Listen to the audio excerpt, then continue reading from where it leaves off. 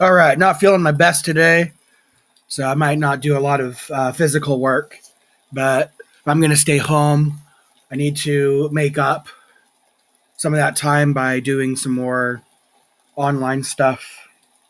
Really, I need to either be doing physical work or I need to be doing this because this is, I think, from what I've from all the YouTubers that I've kind of listened to, it seems like it takes a bit of time and consistency before any chances of this popping off happen. So, and I figure most of what I'm doing right now is not really worth popping off just because anybody can read a book. Like anybody can learn a language and read a book. So, um, but eventually the goal is to incorporate the thought processes, the physical work, the ability, and the creative aspect sort of together. And then everything I do, the plan is to just sort of incorporate everything to it because I want all of the things I do to be more holistic. I don't like working a job just to make money. Like that doesn't make sense to me because money's great, but money doesn't money by itself doesn't just feed me. So it means I could work any job for money. I just have to build the skills up. So that's why I've worked so many different jobs because most of them they never felt right. But anyway, let's go ahead and do a Bible reading since that's the easier ones to do. Plus, I got some catching up to do. I should probably be at least on 60 by now. But yeah. So that means brainstorm 1. Let's head back down. Let's see. Numbers, Deuteronomy, Chronicles before that. 2 Samuel. So finish 30. So 2 Samuel 4 to 2 Samuel 12. Okay? 2 Samuel 4. When Saul's son Ishbosheth heard that Abner had died in Hebron, his courage failed him, and all the Israelites were disturbed. There were 2 men in charge of the marauder bands that belonged to the son of Saul. One was named Baanah, and the other Rechab. They were sons of Rimmon the Beerothite of the tribe of Benjamin. For Beeroth, 2 used to be counted as part of Benjamin. The Beerothites ran away to Gittaim, and they were foreign residents there down to this day. Now Saul's son Jonathan had a son whose feet were crippled. He was 5 years old when the report about Saul and Jonathan came from Jezreel. And his nurse picked him up and fled, but she was fleeing in panic. He fell and was crippled. His name was Mephibosheth. Mephibosheth.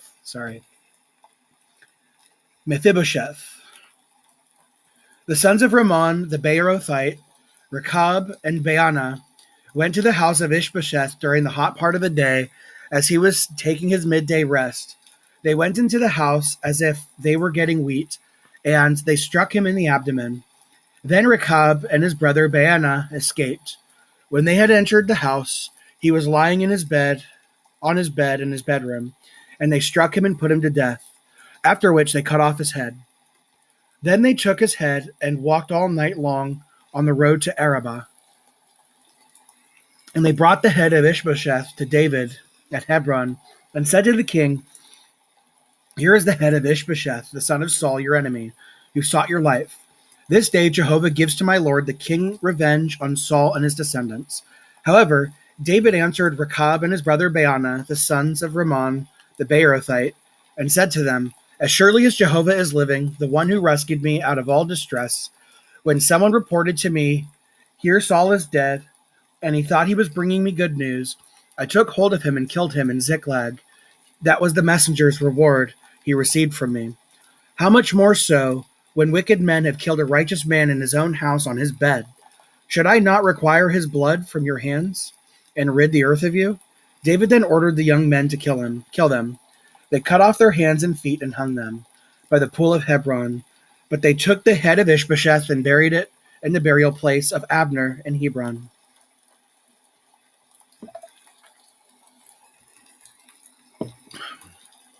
In time, all the tribes of Israel came to David at Hebron and said, "Look, we are your own bone and flesh. In times past, while Saul was our king, you were the one who was leading Israel on its campaigns. And Jehovah said to you, 'You will shepherd my people Israel, and you will become leader over Israel.' So all the elders of Israel came to the king of Hebron, and King David made a covenant with them in Hebron before Jehovah. Then they anointed David as king over Israel. David was 30 years old when he became king, and he reigned for 40 years. In Hebron, he reigned over Judah for 7 years and 6 months, and in Jerusalem, he reigned for 33 years over all Israel and Judah.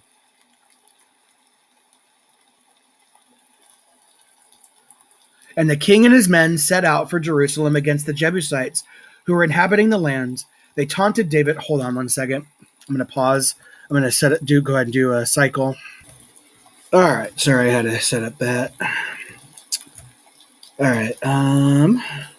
In Hebron, and the king and his men set out for Jerusalem against the Jebusites who were inhabiting the land. They taunted David. "You will never come in here. Even the blind and the lame will drive you away," they thought. "David will never get in here." However, David captured the stronghold of Zion, which is now the city of David. So David said on that day, "Those who attack the Jebusites should go through the water tunnel to strike down both the lame and the blind who are hateful to David. That is why it is said, 'The blind and the lame will never enter the house.'" Then David took up residence in a stronghold and was called the city of David. Hold on one sec. Glasses. I have some anti-blue glasses that help block some of that harmful blue light. Comes from the computer. Okay. All right. That is why it is said, "The blind and the lame will never enter the house." Then David took up residence in the stronghold, and it was called the city of David, and David began to build all around the mount inward. Thus David became greater and greater, and Jehovah, the God of armies, was with him. King Hiram of Tyre sent messengers to David, also cedar timbers, woodworkers, and stonemasons for building walls, and they began to build a house for David. And David knew that Jehovah had firmly established him as king over Israel, and had exalted his kingdom for the sake of his people, Israel. David took more concubines and wives in Jerusalem after he came from Hebron, and more sons and daughters were born to David. These are the names of those born to him in Jerusalem: Shammua, Shobab, Nathan, hey, it's me, Solomon, Ibhar, Elishua, Nepheg, Japhira, Elishama, Eliada, and Eliphelet. When the Philistines heard that David had been anointed as king over Israel, all the Philistines came to search for David. When David heard about it, he went down to the stronghold. Then the Philistines came in and spread out in the valley of Rephaim. David inquired of Jehovah, saying, "Should I go up against the Philistines? Will you give them into my hand?" At this Jehovah said to David, "Go up, for I will surely give the Philistines into your hand." So David came to Baal Perazim, and David struck them down there.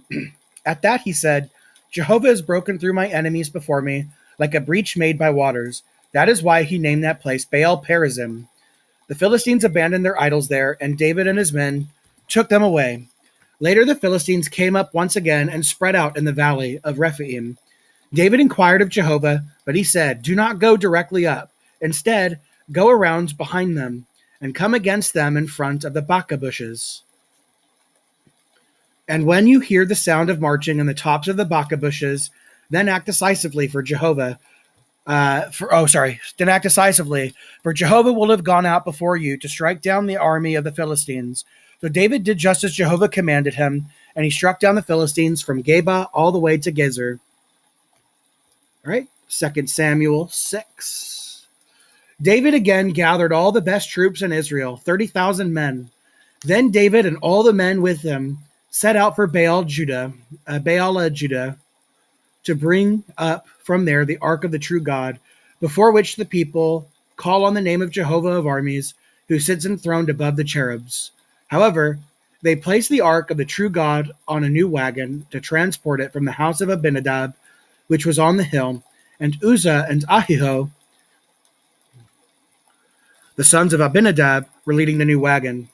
So they transported the ark of the true God from Abinadab's house on the hill, and Ahio was walking ahead of the ark.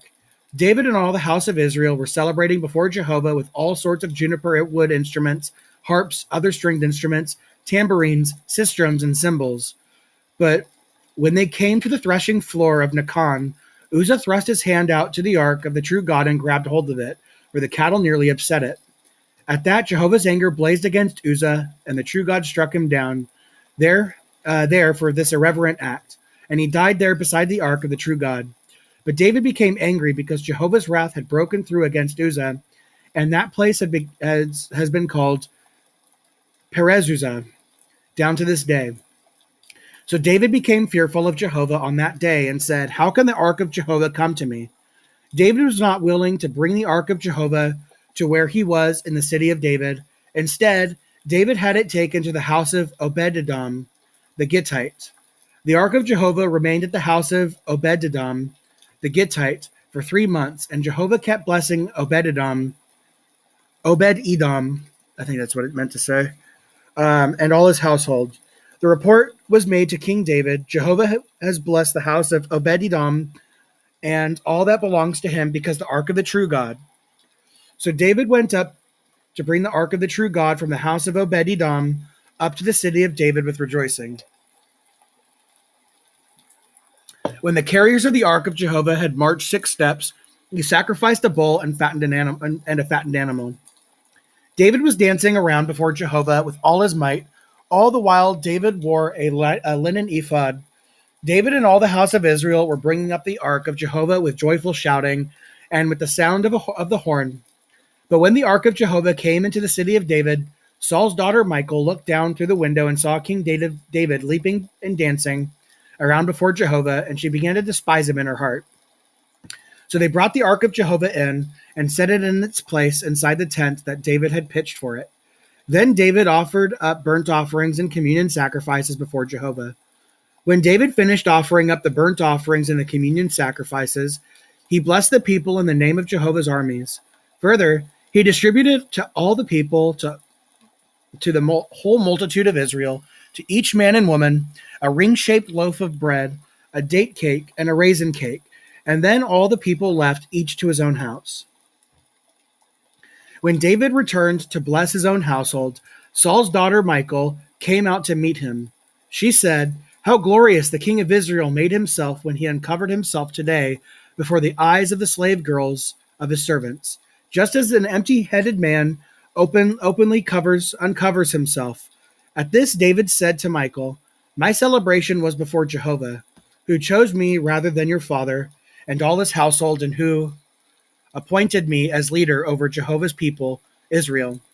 Therefore, I will celebrate before Jehovah, and I will humble myself even more than this, and become low even in my own eyes.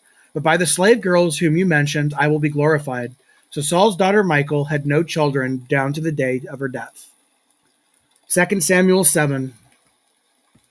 When the king was settled in his own house, and Jehovah had given him rest from all his surrounding enemies, the king said to Nathan the prophet, "Here I am living in a house of cedars, while the ark of the true God sits in the midst of the tent cloths." Nathan replied to the king, "Go and do whatever is in your heart, for Jehovah is with you." On that very night, the word of Jehovah came to Nathan, saying, "Go and say to my servant David, this is what Jehovah says. Should you build me a house to dwell in? For I have not dwelled in a house from the day I brought the people of Israel out of Egypt to this day."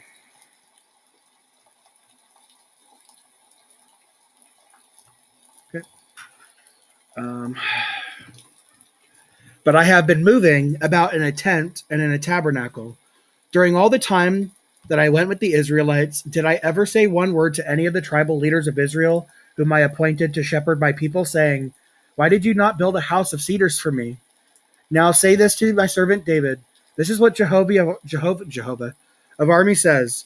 I took you from the pastures, from following the flock, to become a leader over my people Israel, and I will be with you wherever you go, and I will do away with all your enemies from before you, and I will make a great name for you.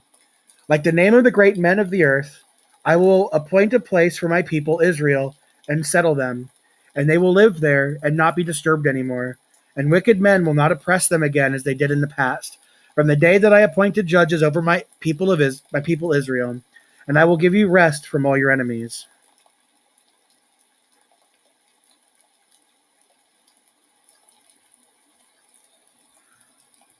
Okay? Also Jehovah has told you that Jehovah will make a house for you. When your days come to an end, and you are laid to rest with your forefathers, then I will raise up your offspring after you, your own son, and I will firmly establish his kingdom. He is the one who will build a house for my name, and I will firmly establish the throne of his kingdom forever. I will become his father, and he will become my son, and when he does wrong, I will reprove him with the rod of men and with the strokes of the sons of men. My loyal love will not be taken away the way I took it away from Saul, whom I removed from before you. Your house and your kingdom will be secure forever before you. Your throne will be firmly established forever. Nathan told David all these words and this entire vision. At that, King David came and sat down before Jehovah and said, Who am I, O sovereign Lord Jehovah? And what is my house that you have brought me this far? Hold on one sec. Pause. Unpause. Oops. Uh-oh. Oh, I hate it when I do this. Establish my kingdom. He is the one. I will become his father. He'll become his son. He is wrong. I love. Okay. Nathan told David all these words in this entire vision. At that, King David came in and sat down before Jehovah and said, Who am I, O sir? As if this were not enough, O sovereign Lord Jehovah, you also speak about the house of your servant down to the distant future time. And this is instruction for all mankind, O sovereign Lord. What can your servant David say to you when you know me so well, O sovereign Lord Jehovah? For the sake of your word and in an agreement with your heart, you have done all these great things and have revealed them to your servant. That is why you are truly great, O sovereign Lord Jehovah. There is none like you, and there is no God except you. Everything we have heard with our ears confirms this. And what other nation on earth is like your people Israel? God went and redeemed them as his people, making a name for himself by doing great and awe-inspiring things for them. You drove out the nations and their gods in behalf of your people, whom you redeemed to yourself from Egypt. You established your people, Israel, as your own people for all time, and you, Jehovah, have become their God. Now, O Jehovah, carry out the promise you have made concerning your servant and his house for all time, and may you do just as you have promised.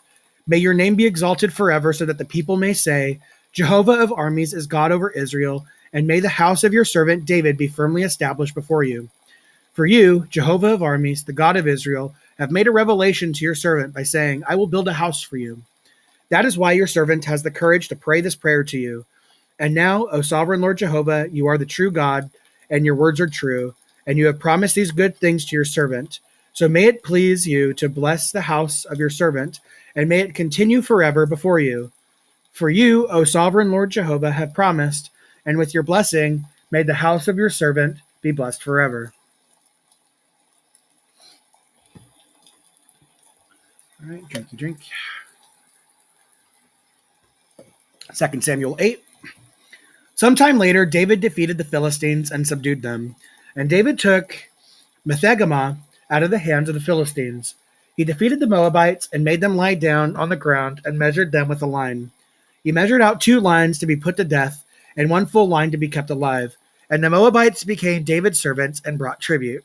David defeated Hadadezer, the son of Rohab, the king of Zobah, as he was on his way to restore his authority at the Euphrates River.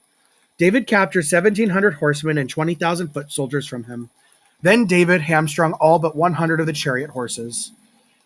When the Syrians of Damascus came to help King Hadadezer of Zobah, David struck down 22,000 of the Syrians. David then established garrisons in Syria of Damascus, and the Syrians became servants and brought tribute. Jehovah gave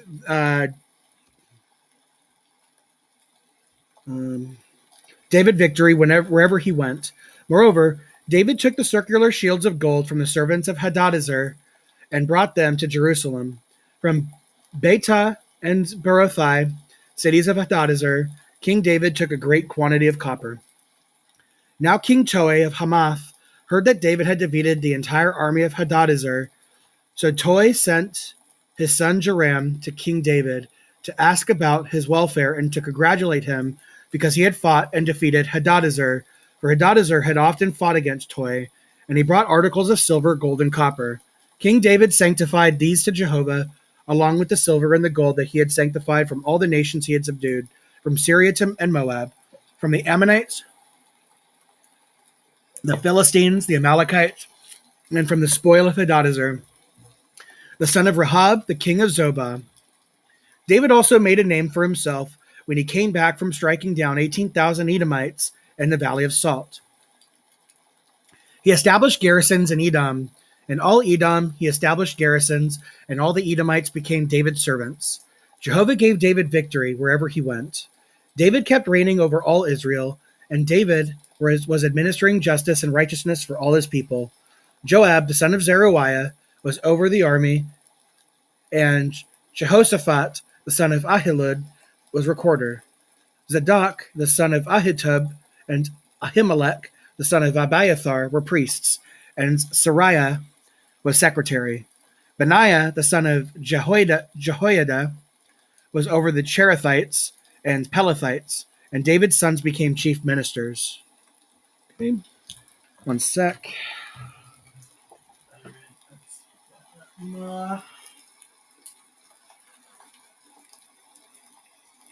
This should help a little bit. I have to get some extra fluid off. I'm doing a red solution. I don't usually do them, but because I've been doing manuals the last couple days, and I haven't been doing as much as I should be doing.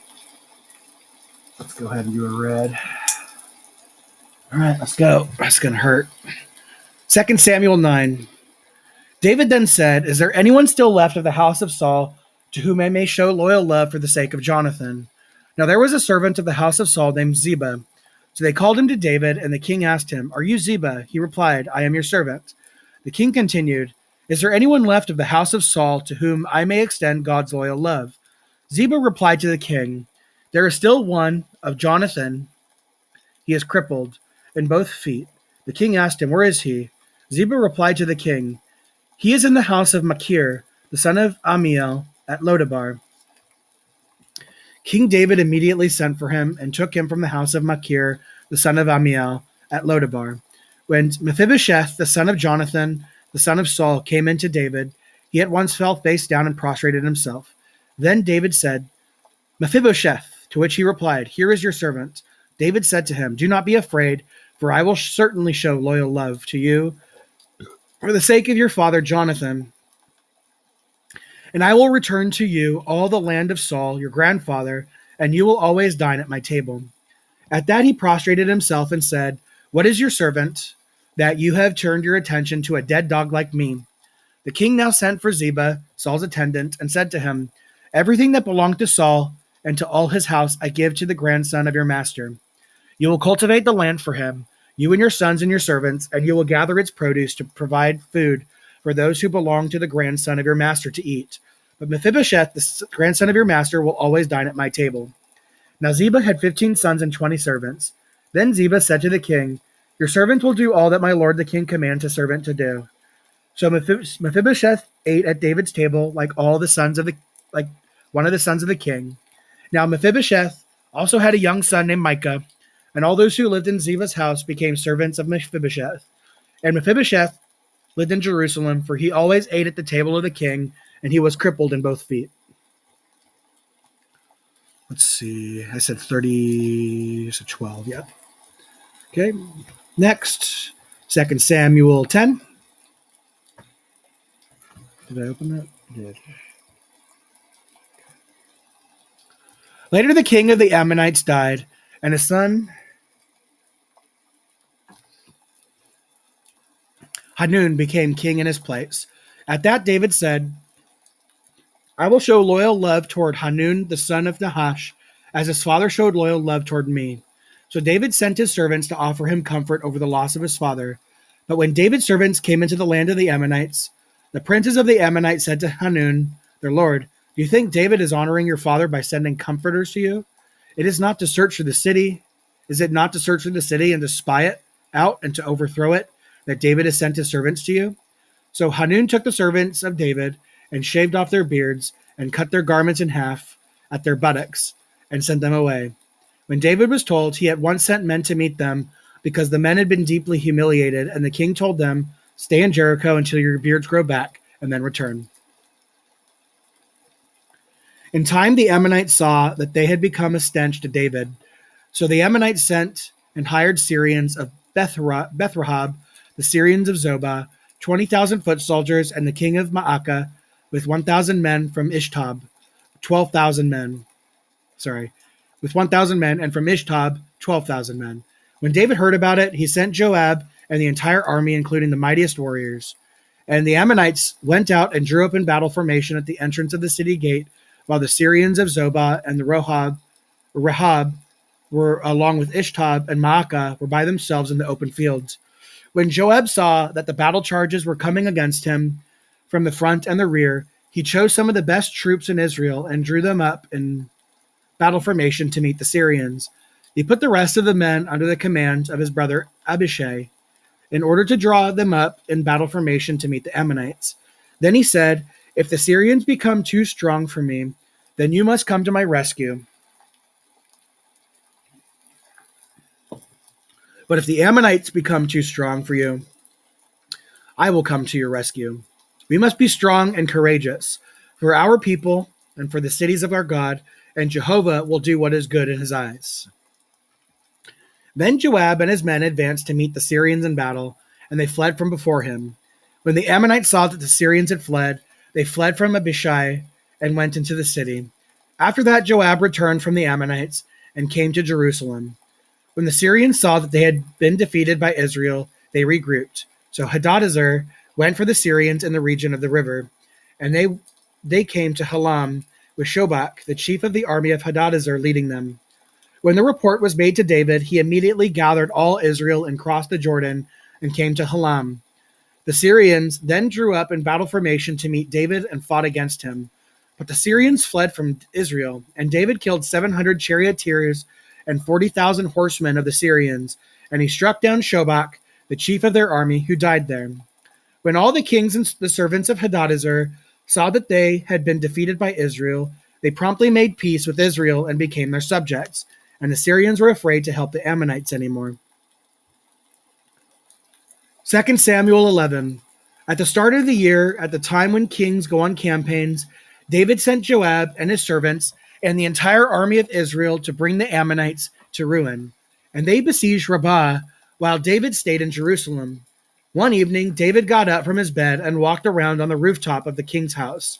From the rooftop, he saw a woman bathing, and the woman was very beautiful. David sent someone to inquire about the woman, and he reported, is this not Bathsheba, the daughter of Eliam, the wife of Uriah the Hittite? Then David sent messengers to bring her. So she came in to him, and he lay down with her. This happened while she was purifying herself from her uncleanness. Afterwards, she returned to her house. The woman became pregnant, and she sent a message to David, I am pregnant. At this, David sent message to Joab, send to me Uriah the Hittite. So Joab sent Uriah to David. When Uriah came to him, David asked how Joab was getting along, how the troops were getting along, and how the war was going. David then said to Uriah, go down to your house and relax. When Uriah left the king's house, the king's courtesy gift was sent after him. After Uriah slept at the entrance of the king's house with all the other servants of his lord, he did not go down to his own house. So David was told, Uriah did not go down to his own house. At that, David said to Uriah, wait a minute.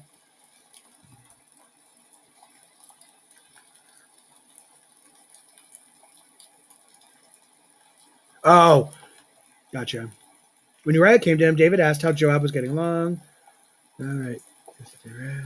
For him. However, Uriah slept at the entrance of the king's house with all the other servants of his lord, and he did not go down to his own house. So David was told, Uriah did not go down to his own house. At that, David said to Uriah, have you not just returned from a journey? Did you not go down to your own house? Uriah replied to David, the ark and Israel and Judah are dwelling in temporary shelters, and my lord Joab and the servants of my lord are camping in the open field. That doesn't look like... Hold on one second. I need to pause. I don't think the... Sorry, I had to check my line because it doesn't look like it's filling, but the metal feels colder than usual, so I don't know. The ark and Israel and Judah are dwelling in temporary shelters, and my lord Joab and the servants of my lord are camping in the open field. So should I go into my own house and eat and drink and lie down with my wife?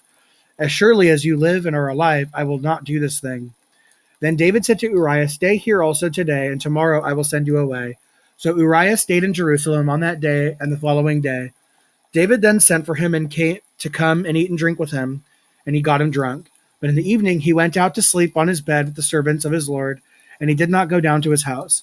In the morning David wrote a letter to Joab and sent it to the hand of Uriah. He wrote it in the letter, put Uriah in the front lines where the fighting is fiercest, then retreat from behind him, so that he will be struck down and die. Joab had been carefully watching the city, and he stationed Uriah where he knew there were mighty warriors. When the men of the city came out and fought against Joab, some of David's servants fell, and Uriah the Hittite was among those who died. Joab now reported to David all the news about the war. He instructed the messenger, when you finish speaking to the king about all the news of the war,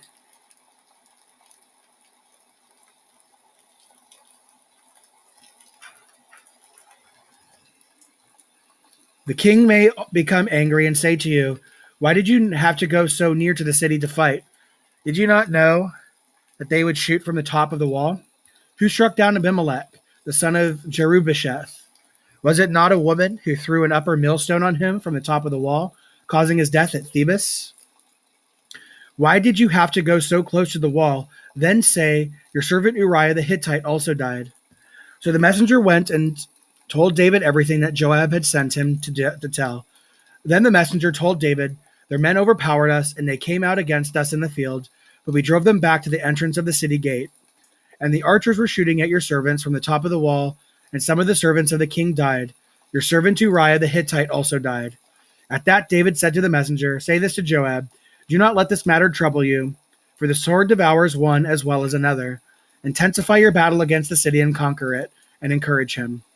When Uriah's wife heard that her husband Uriah had died, she began to mourn her husband. As soon as the mourning period was over, David sent for her and brought her to his house, and she became his wife, and bore him a son. But what David had done was very displeasing to Jehovah. About to say, he fucked up. 2 Samuel 12.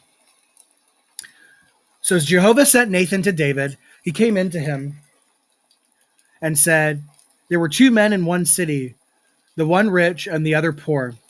The rich man had many sheep and cattle, but the poor man had nothing but one small female lamb which he had bought.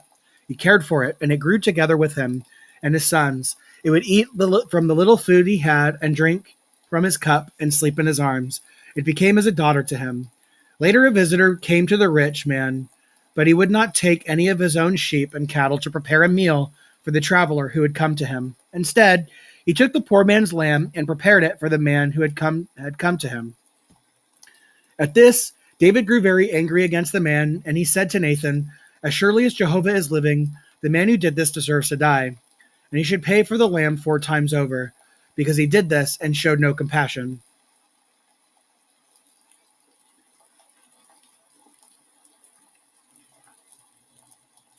Then Nathan said to David, you are the man. This is what Jehovah the God Israel says. I myself anointed you as king over Israel, and I rescued you from the hand of Saul. I was willing to give you your master's house and put your master's wives in your arms, and I gave you the house of Israel and of Judah. And if that were not enough, I was willing to do much more for you. Why did you despise the word of Jehovah by doing what is bad in his eyes? You struck down Uriah the Hittite with the sword. Then you took his wife as your wife, after you killed him by the sword of the Ammonites. Now a sword will never depart from your own house, because you despised me by taking the wife of Uriah the Hittite as your wife. This is what Jehovah says. Here I am bringing against you calamity from within your own house, and before your own eyes I will take your wives and give them to another man, and he will lie down with your wives in broad daylight. Although you acted in secret, I will do this in front of all Israel in broad daylight. David then said to Nathan, I have sinned against Jehovah. Nathan said to David, Jehovah in turn forgives your sin. You will not die. Nevertheless, because you have treated Jehovah with utter disrespect in this matter, the son born to you will certainly die. And Jehovah struck the child whom Uriah's wife had borne to David, and he became sick. David pleaded with the true God in behalf of the boy. David went on a strict fast and would go in and spend the night lying on the ground. So the elders of his house stood over him and tried to raise him up from the ground, but he refused, and he would not eat with them. On the 7th day the child died, but David's servants were afraid to tell him that the child was dead. They said, While the child was alive, we spoke to him, and he did not listen to us. So now how can we tell him that the child has died? He made you something terrible. When David saw that his servants were whispering to one another, he discerned that the child had died. David said to his servants, Has the child died? They replied, He has died. So David got up from the ground. He washed, rubbed himself with oil, changed his clothing, and went to the house of Jehovah and prostrated himself. Afterward, he went to his house and asked for food to be brought with him, and he ate. His servant asked him, Why have you acted in this way? While the child was alive, you fasted and kept weeping, but as soon as the child died, you got up and ate food.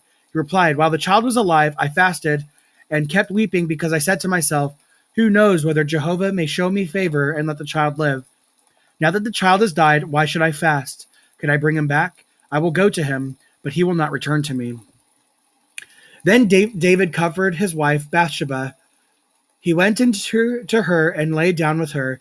In time she bore a son, and he was named Solomon. That's so funny. I was just thinking Solomon from that one of those earlier ones. That's hilarious. And Jehovah loved him, and he sent word through Nathan the prophet to name him Jedidiah, for the sake of Jehovah. Joab continued fighting against Rabbah of the Ammonites, and he captured the royal city. So Joab sent messengers to David and said, I have fought against Rabbah and have captured the city of waters. Now gather the rest of the troops and encamp against the city and capture it. Otherwise, I will be the one to capture the city, and it will be credited to me. So David gathered all the troops and went to Rabbah and fought against it and captured it. Then he took the crown of Malcolm from its head. The weight of it was a talent of gold, along with with precious stones, and it was placed on David's head. He also took a vast amount of spoil from the city, and he brought out the people who were in it, and put them to work at sawing stones, at working with sharp iron instruments, and with iron axes, and at brickmaking. That was what he did to all the cities of the Ammonites. Finally, David and all the troops returned to Jerusalem. End of 2 Samuel 12. End of AV31.